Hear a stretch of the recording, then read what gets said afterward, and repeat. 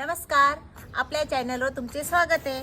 आज आपण बनवणार आहोत सुरणचे फिंगर चिप्स। सुरण, चाट मसाला, हिरवी मिरची, कोथिंबीर, मीठ, आलं लसूण, तेल। आपण बाहेरून काट काढून पूर्ण साफ करून घेऊ। आपण आता फिंगर चिप्स तयार करून घेऊ। आपलं सुरण कापून झाले ते आता आपण बाउल मध्ये काढून घेऊ। सुरण हे गरम पाण्यात धुतले जाते, त्यासाठी आपण पाणी गरम केले। चिप्स बरोबर आपण हिरवी चटणी बनवतोय, त्यासाठी हिरवी मिरची, आलं लसूण। फिंगर चिप्स तळण्यासाठी तेल घेऊया। चिप्स तळून घेऊया,